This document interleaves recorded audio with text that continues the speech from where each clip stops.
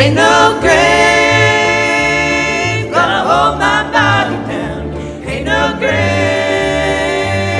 gonna hold my body down. When I hear that trumpet sound, I'm gonna get up out of the ground. Ain't no grave gonna hold my body down. Go down yonder, Gabriel, put your foot on the landing sea. Oh, Gabriel, don't you blow that trumpet until you hear from me. Well, I looked way over yonder, and what do you think I see? I see a band of angels, and they're coming after me. I looked way down the river, saw the people dressed in white. I knew they were God's people, 'cause I saw them doing right. Ain't no grave gonna hold my body down. Ain't no grave gonna hold my body down. When I hear that trumpet sound, I'm gonna get up out of the ground. Ain't no grave gonna hold my body down. The Contrast House project followed on the heels of the Great Depression, and people were really concerned about trying to find affordable housing for people in the Appalachian region, and this was Berea College's answer to that housing problem. 80 years ago, some people got together and they came up with the idea of going out into the foothills, looking for a traditional house, purchasing it, and then moving it to campus. And then the second part of the plan was to have students through their labor and faculty helping out, was to build a house using local lumber from the college forest and obviously local labor, and using a well-designed floor plan. The plan was to build another house. And these two houses, the traditional house and the new house, would be placed on campus close together so that people could walk through and take a look at the traditional house, and then take a walk through the other house and look at all the improvements and how much better it was. This project, because of the contrasting of these two houses, the project became known as the Contrast House Project. Part of the Contrast House Project was that the college would sell the floor plans to people in the area that would be interested in building a similar type house. In the beginning, the plans cost these people all of 25 cents. Eventually, the college bumped the price up to 50 cents, and it ended up being all of $1. But in the end, the college sold quite a few plans. People went out into the foothills and built houses very similar to the Contrast House that was built on campus. In the year 2015, sustainability, sustainable living, those are terms that you hear quite frequently here on Berea College's campus. For example, the building right behind me, Lincoln Hall. It was recently renovated and they use geothermal heat. They have skylights to bring in natural light, and they have sensors on the light switches, so as people walk into the room and out of the room, the lights automatically turn themselves off. Even though these two houses that were built 80 years ago do not still exist on the campus, the legacy of sustainable living, it carries on. I have a sort of a interesting role on campus, just working with students as they, come into the college and work all the way through. And part of that, I not in the classroom working with students, but more in my office or working with large groups of students. But I'm always looking for those opportunities to talk, to provide those sort of object lessons, I guess, of what we're doing. And one of my favorite object lessons was by a former provost who always talked about Phelps Stokes, and the bricks were made by our students, and they were put together, and it's like that's the mark that those students left on campus. And that's where I thought, when we had the Contrast House, and being able to point at that and be able to talk about it a little bit, and seeing some of the parallels to what we're doing now with the Sense House and some other kinds of things. My first memories of the Contrast House were through Rudy O'Salny, who was one of the first people I met when I first came to Berea. Rudy was continually looking for ways to improve his craft. He was a craftsman of the first order. As some people gave him credit for the title of being perhaps the best wood turner of his time. Rudy was second to none when it came to ideas about turning.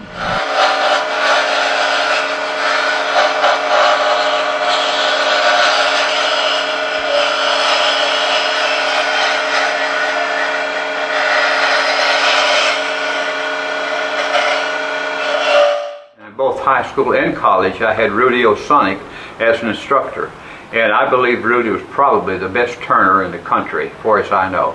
He's well recognized and he's honored in several different ways. You can see his name in catalog and videos and so forth, but I did get some of the very best instruction. I'm not saying I'm the best, but I do enjoy turning and so forth.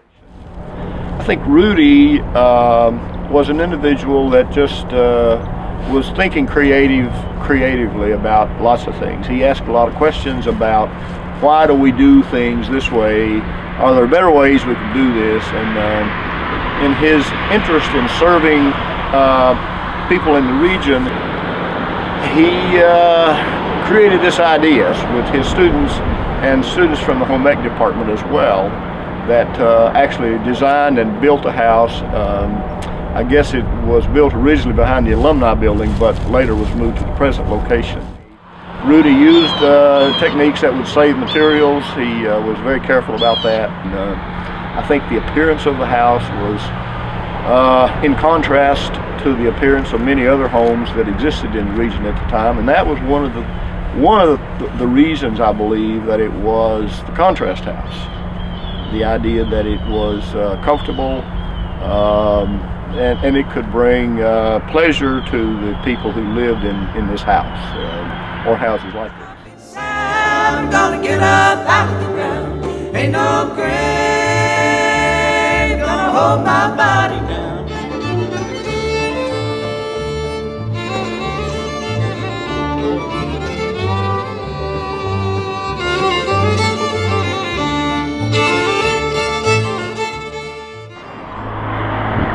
We had been in James Hall as dormitory directors before coming here.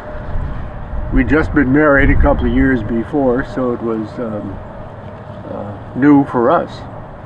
Our friends Bob and Maxine Menifee had lived here, and they were going to move to Pearson's Hall as directors of the dorm, and thought that it'd be a good place for us to come and take over for them. So we very gladly did that, and we had 2 years here, didn't we? I think so. We had a great backyard. I mean, the whole women's athletic field and the college gardens down there. So it was a wonderful place to live in. I don't remember being uncomfortable, do you? No, but it could be chilly. Were we on the college heating system? Maybe. I think we were. But there was some kind of available heat that was fine. And the fireplace was more for pleasure, I think, than for heat. Very cheerful. Oh, it was nice. It was nice. It had a beautiful fireplace that I remember. And that was one of the joys I think we had.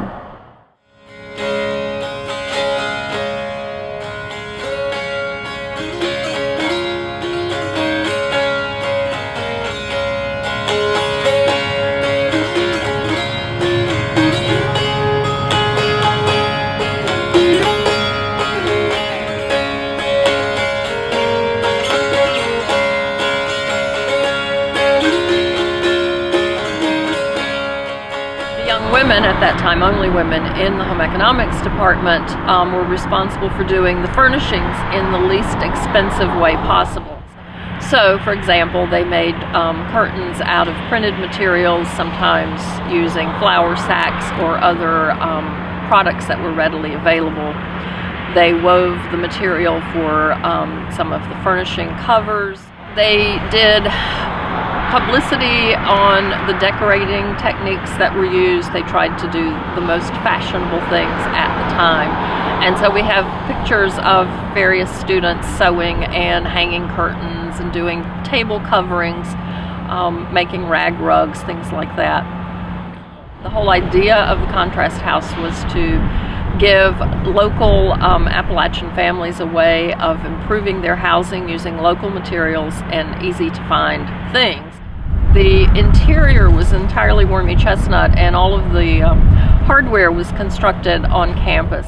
I teach a course on interior design, and I would bring my students here to look at it as an example of architectural history and to discuss the history of the whole concept with them.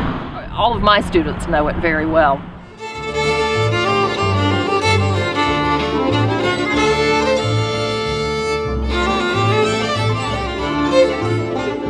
Going down to the River Jordan, and I'm gonna bury my knees in the sand. I'm a member of the faculty here at Berea College.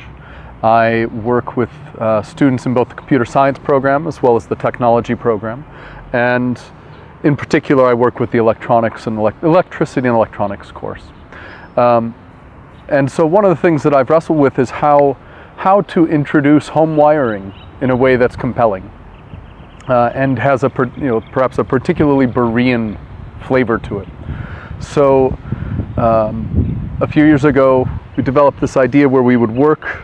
We worked with a dollhouse maker who very kindly agreed to do a design based on original floor plans of the Berea Contrast House, and came up with a model that we could build at different scales.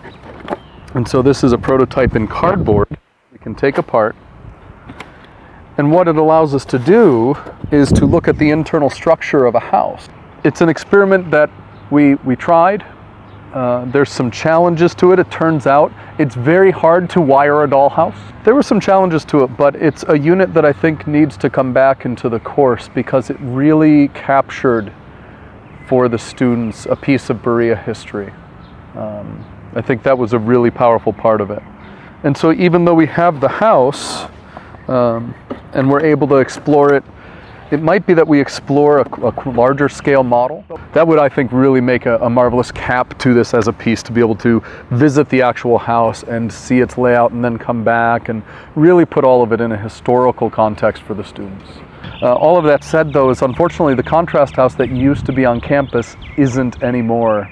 It was torn down a number of years ago, and the story varies depending on who you hear it from. To the best of my understanding, it was actually, there was a bit of confusion surrounding it. Till I reached the promised land, then I looked way over yonder. What do you think I see? I see a band of angels, and they're coming after me. Well, meet me, King Jesus, meet me. Won't you meet me in the middle of the air? And if these wings should carry me, well, I won't need another pair. Ain't no grave gonna hold my body down. Ain't no grave gonna hold my body down. We're out here at the property of Newell Jones out in Rockcastle County, and we're here to take a look at the Contrast House that he has on his property. And with this is Newell Jones over here, and this is his father, Russell Jones. Now that the college doesn't have a Contrast House, we found this one, and we thought it would be a good idea to come out here and talk about it. So Russell has driven quite a ways, and he's going to give us some information on the Contrast House. To start with, could you tell us, give us a little bit of background about your experience here at Berea? All right, I was born here in Berea and went through the Berea College grade school that still exists up near the art building, and went through the last class that that Berea College had of the academy, and I graduated from that. I'm 90 years old. Okay, well, glad to have you here. Let's talk about your house here. I'm real interested in How did you get the idea to build the contrast house? I know the college was selling plans, but can you tell us how you found out that the college is selling plans to build this house and why you decided to go in and try? Let's go back a little. I was only 17 or 18 years old when we built this house. My father is the one who scoured all of eastern Kentucky for the remaining worm-eaten chestnut that was available. He did buy all of that he could find. He was on the faculty at Berea College and was living in Berea College and there all of his work life. He was there, created the bakery, and then later the candy kitchen. And he and my mother both were on the faculty then. The college house was built in 1937, so this was going on shortly after the college built their house. But that is where it did originate, and it was quite new when we built this cottage. Okay. Want to talk a little bit more about the construction on the house here. I was wondering, you said your father rounded up all the wormy chestnut. So now, did your father get the chestnut from the college, from the forest, or did he get it from all over the county? From all over the various counties, all over eastern Kentucky, really. Your builder was adamant about chestnut, it sounds like, or your father, My father was the one that was really adamant about it, and he really spent a lot of time gathering the chestnut. The cottage is totally out of worm-eaten chestnut except for some hardwood floors. All the beams and everything are entirely of the worm-eaten chestnut. It resists the various things that would destroy it, and so it has lasted well. And here for us, the worm-eaten chestnut would be very valuable to use now as making furniture. But it's more valuable if we can restore the house and make it livable again. I'm glad it's made out of chestnut because that really makes it special. It's it's a contrast house, and the original was made out of chestnut. That was a good choice. Newell, you said you have some boards around here that you're going to use for repair. Yes. Are they perhaps that original wood that Russell's dad? The same wood. We pulled out some of Newell's wormy chestnut that he had mentioned, and we've got a really nice looking board here. Looks like it's about 12 inches wide and probably at least 10 foot tall. That's a pretty good chunk of wormy chestnut. It sure is. This piece of wood came off of the north face of the house where we added the bathroom on. So we have a few pieces of this, and we have some other additional pieces that we are keeping for house repairs and possibly for furniture building. If you pull in tight on the wood, you can see the worm holes in the chestnut, which are there in every piece.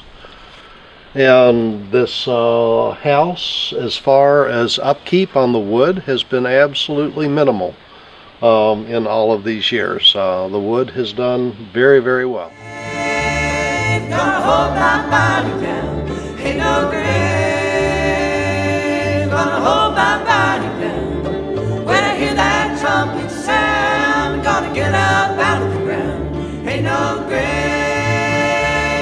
Gonna hold my body down.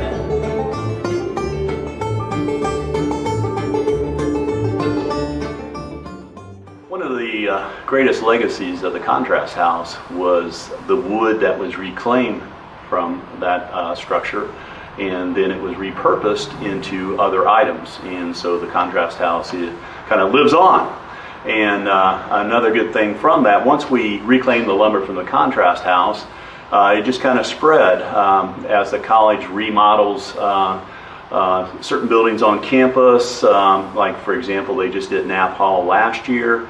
The floor was reclaimed, and we repurposed the lumber from the floor, and also ceiling joists into projects in our Appalachian crafts class here. This is a board that is chestnut that came from the front door of the contrast house. that I took off the hinges and reclaimed the door, and a lot of projects have been made from this type of lumber. So what I'd like to show you right now is some of the projects that were created from some of the wood that has been reclaimed, repurposed here at the college. The first thing that I'd like to show you, this is a hunting knife that was made by a student in Appalachian Crafts, and the handle on this knife is made out of the wormy chestnut that came out of the contrast house. The wormy chestnut is kind of unique. How that happened was Appalachia was covered with chestnut trees, and in the 1920s, 1930s, a blight came through and killed all the chestnut trees, and while they were still dead but still standing in the forest, the worms invaded them and made homes out of them, and that created the very unique wormholes that add a very striking characteristic to the wood. The first men's dorm on Berea's campus was called Howard Hall, and it was torn down in 1972. And one of our professors at Berea College at that time reclaimed the lumber and stored it in his barn. And just a couple of years ago, I asked him if he still had some, and he did, and I brought it over to the college. And this is an example of a pocket knife that was made from the poplar that Howard Hall was constructed from. Another item that was made in Appalachian Crafts, this is a Christmas ornament that was also made from the poplar from Howard Hall. Once the college got into the mode of reclaiming and repurposing, some other wood came available. This particular ink pen was made by a student in Appalachian Crafts, and it is made out of the bleacher seats from the old Berea Gymnasium. And it was a pine lumber, but also it was painted blue, and you can see right here is the original blue paint that came from the bleacher seat.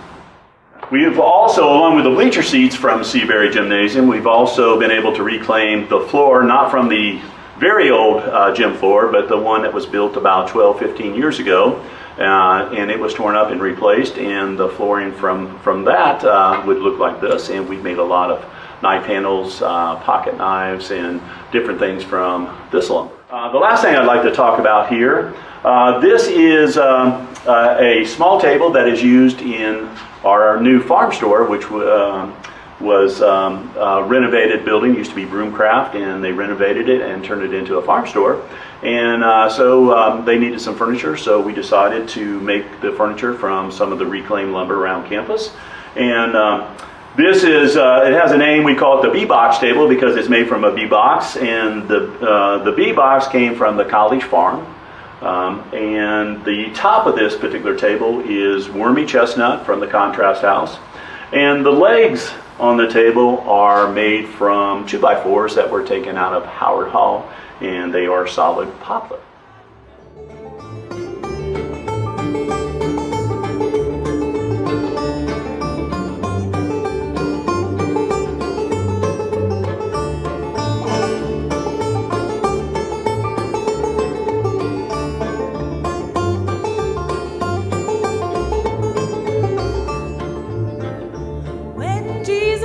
On the cross, while it made poor Mary moan, he looked on his disciples, said, "Take my mother home." When I looked way over yonder, what do you think I see? I see a band of angels, and they're coming after me. I've heard of a beautiful city where the streets are paved with gold. I have not been to heaven, but so I have been told. Ain't no grave gonna hold my body down. Ain't no grave gonna hold my body down. When I hear that trumpet sound, gonna get up out of the ground. Ain't no grave gonna hold my body down.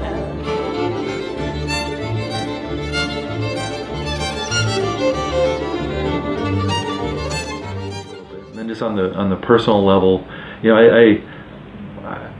I just found it to be an intriguing building, and it was sort of one when I first came to campus, and it's like, oh, what's that? That's a little bit out of place. It's not made of bricks. It's a little bit different. It's a small little house. What is it doing here? And just asking questions about what it was, and then eventually, you know, doing a little bit more digging on it. And And then remember driving my kids to school on the day that it was torn down, and I didn't know it was going to be torn down, and my mouth sort of fell down, and I stopped and took a picture out my window of the pile of rubble, and so it was just on a personal level, it was a disappointing day, I guess, and the thing that was no more. In a lot of ways, the college hasn't changed since we built the contrast house or used that. I mean, it reflects our commitments long term, who we are today when we talk about sustainability, with our building practices now, with our focus on ensuring that our new buildings and renovations get up to the LEED standards. And so that's an interesting part. When you go through a deep green, seeing the materials that were used, and many of the materials that came from college property, in the same way that the materials for the contrast house came from college property. And so there's some other sort of cool parallels there.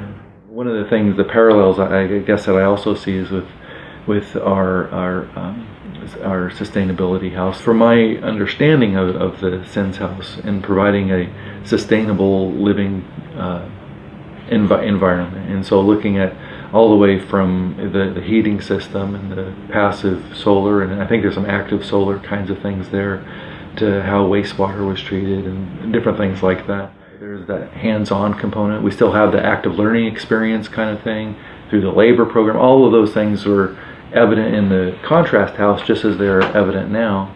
And then the part of just service to the region and being sort of that demonstration kind of project, and that the work that the college did with the contrast house wasn't just about learning in the classroom for our students, but how can we help the region? How can we look and be of service to the places that our students are coming from, and to broader society, and as an example of doing that. And those are things that we still do today and are active in the community.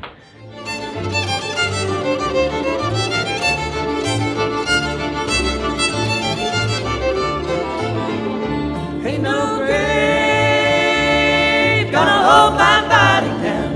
Ain't no grave